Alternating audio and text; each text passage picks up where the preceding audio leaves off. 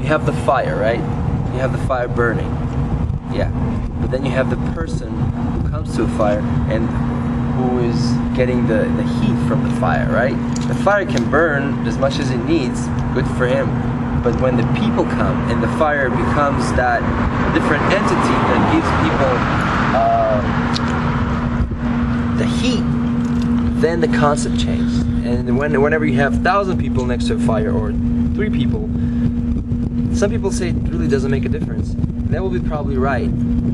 But as a person, as a living person, as an artist, we need that. We need the audience. We need people to show off. You know, we need people to come in to see what we're doing and give us appreciation. Because otherwise, it's just for the sake of, you know, nothing. I mean, it is for the sake of just creating a beautiful music, which is the best case scenario. But we're living in a reality world, and it's all about, you know, continually doing what I do. Because if there's not going to be any people listening to my music, even though I'm a freaking genius,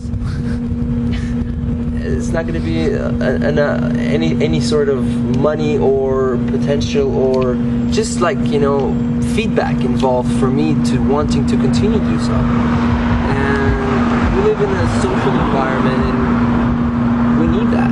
So in that case, classical music is dying, and the best example is, maybe I'm getting a little bit too extreme, but Philharmonics are hiring a Latino guy, which is brilliant, but they're hiring him to bring, you know, the Latino crowd to the, you know, Disney Hall.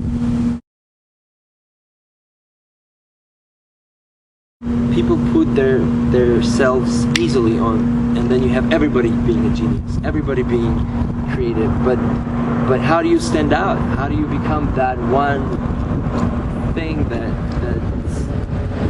special? How do you become that one thing that's special? How do you become that one that people are gonna follow? How do you become Kurt Cobain? How do you become John Lennon today? So there are no Kurt Cobains and John Lennons today? I bet there are, but they're out screamed by the vast majority of mediocre people, mediocre musicians.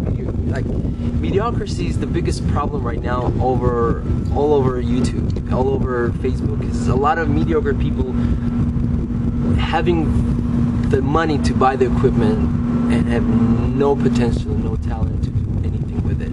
So you have a lot of people just like with the camera on their huge equipment, and you see there's like $20,000 in equipment at least. And this guy just pushing buttons, drinking beer, and all you hear is the same thing.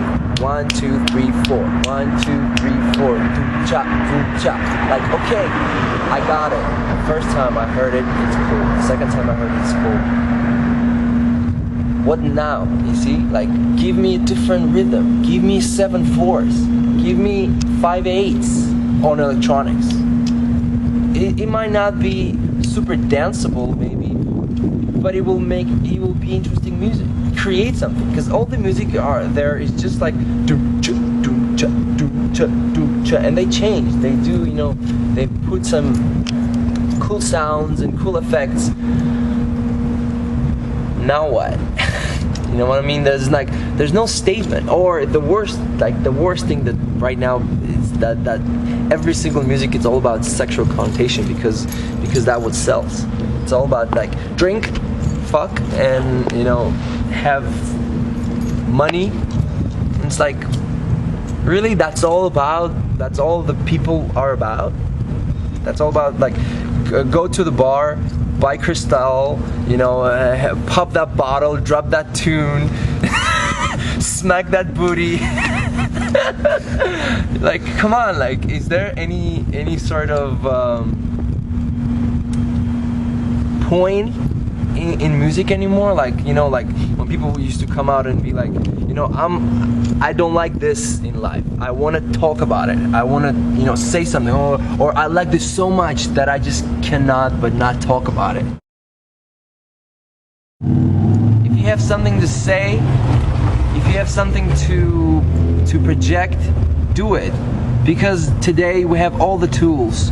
You have all the tools to put yourself out there.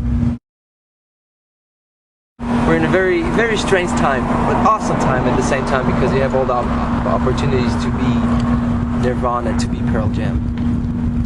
From your house, sitting there and just like having computer and being Pearl Jam. Who could have thought, right? So yeah. People come here, and funny to see they're predominantly males, from 18 till 30 something, and most of the time they come after the work, which is like 5 p.m., 6 p.m. And most of the time you hear the same shit. You hear a lot of screaming. And then the funny part is that after 9, they all shut up because the girls come in.